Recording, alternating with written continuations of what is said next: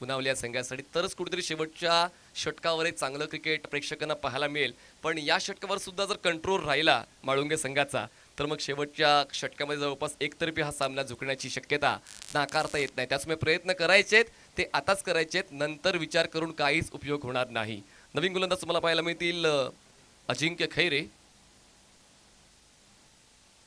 बघा यावेळेस बॅटचा face close केला मिड विकेटला, पुढ्यात ठेवला होता अगदी हा बॉल, फक्त फुल फेस ऑफ द बॅट वापरायचा होता. लेग बाईटची एक धाव मिळते आणि त्याच्यामुळे मार्जिन कमी होतं जेव्हा तुम्ही सरळ येणाऱ्या बॉलला स्क्वेअर ऑफ द विकेट खेळण्याचा प्रयत्न करता. मिड विकेट स्क्वेअर लेगला बॅटचा फेस पूर्ण तुम्ही क्लोज करता, 50% कनेक्शनचे चान्सेस असतात आणि त्याचमुळे बघा ना बॉल आणि बॅटचं कुठलंच समन्वय झालं नाहीये. लेग बाईटची एक धाव मिळते, धावसंख्या पोहोचते 1 गडी बाद 26, 26 runs on board, loss of 1 wicket.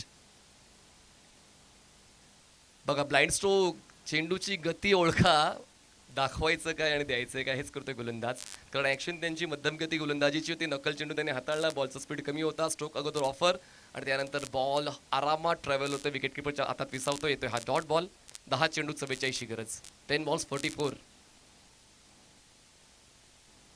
बॅटची bottom edge, wicket keeper in action आणि अशा पद्धतीने फलंदाज होत आहेत बाद आणि धक्का बसतोय दुसरा, 26 धावा.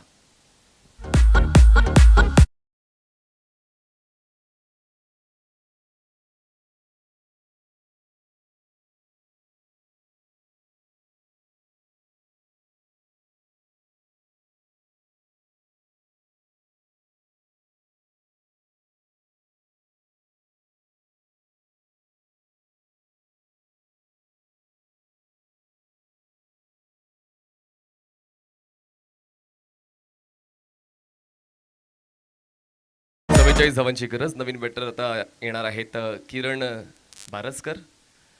1-2 take stand for his team. तो स्टँड सचिन गवळी यांनी घेतला होता, पण त्या मोगावर त्याने चेंडू सुद्धा घेतलेले आहेत. जरी 17 धावांचं योगदान त्यांचं मिळालं या संघाला, पण 13 चेंडू त्याने घेतलेत आणि जेव्हा आपण 30 चेंडूमध्ये 70चा पाठलाग करतो अशा वेळेला तुमचा स्ट्राईक रेट 200च्याहून जास्त असायला हवा आयडियली स्टॅटिस्टिकली आपण जर विचार केला तर, पण तसं काय पाहायला मिळालंच नाहीये. अजिंक्य तयार, ऑन साइडला बॅकलिपचा वापर करताना बॉलला एरियल रूट देऊन पाठवला मिड विकेट सीमारेषा पार. एंट्री असावी तर अशी रॉयल एंट्री फलंदाजाची षटकाराने.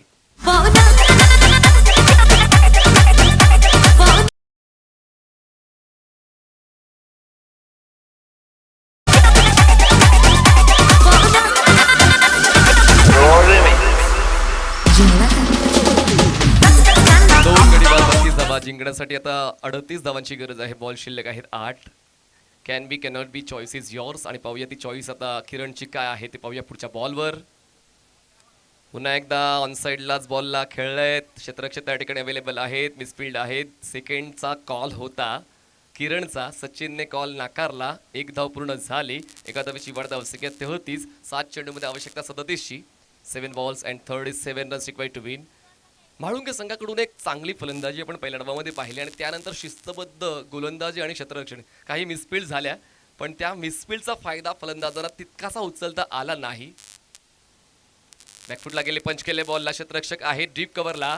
कॅच कंप्लीट होतो आणि फलंदाज सचिन यांना परतावा लागणार आहे आणि एक प्रॉमिसिंग आणि अटॅकिंग बॅटर होत आहेत झलकीच्या स्वरूपात बाद.